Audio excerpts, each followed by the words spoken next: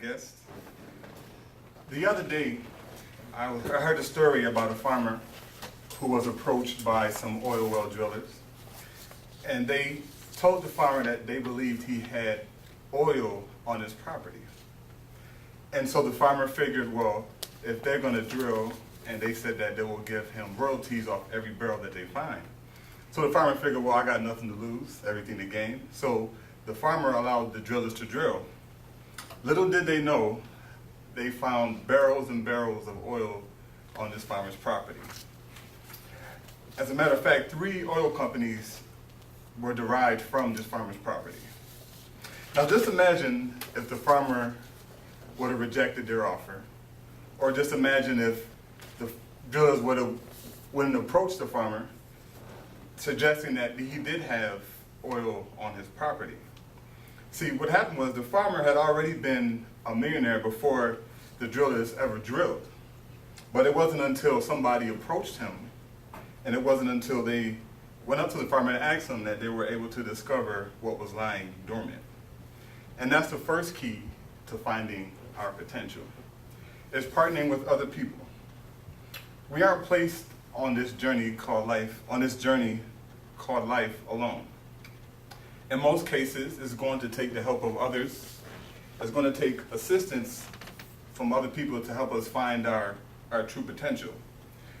That person or that group of people, they may identify key strengths and key weaknesses that we wouldn't notice ourselves had it not been for that individual.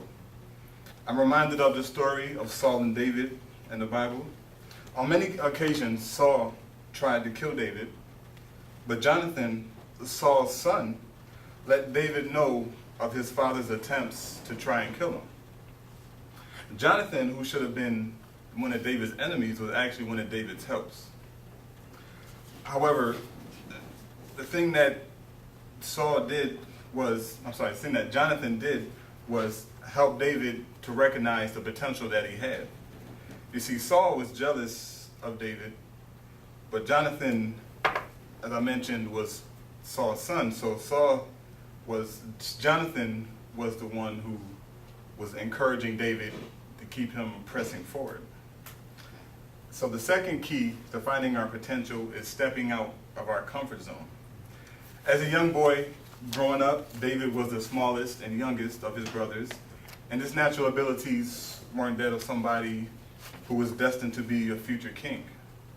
However, the turning point in David's life, the thing that separated him from the weak young boy that he was into the courageous man that he came to be, was when he took on the battle to fight the Philistine giant Goliath.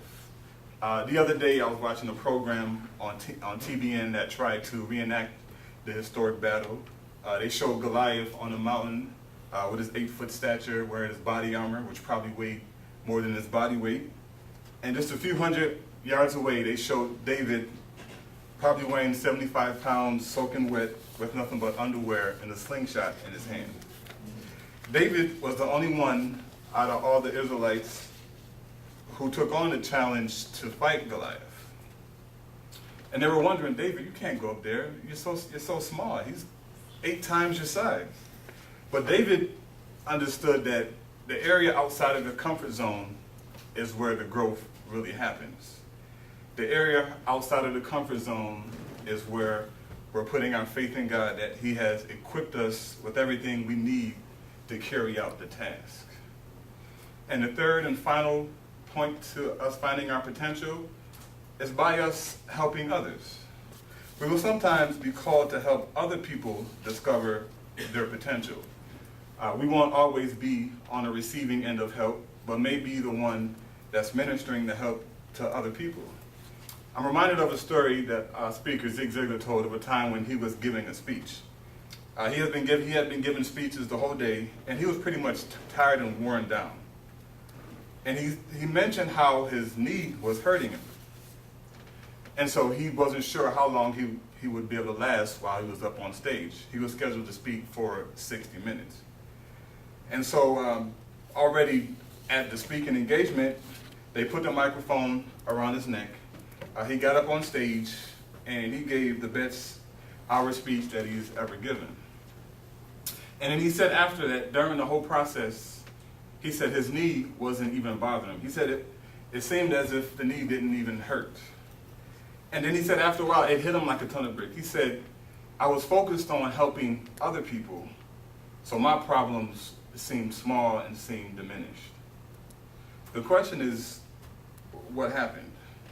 He took the focus off himself and put his attention into developing and encouraging his listeners.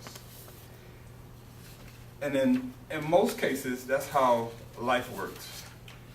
As I mentioned when we opened up, we're not here for ourselves. We're here to help and serve other people.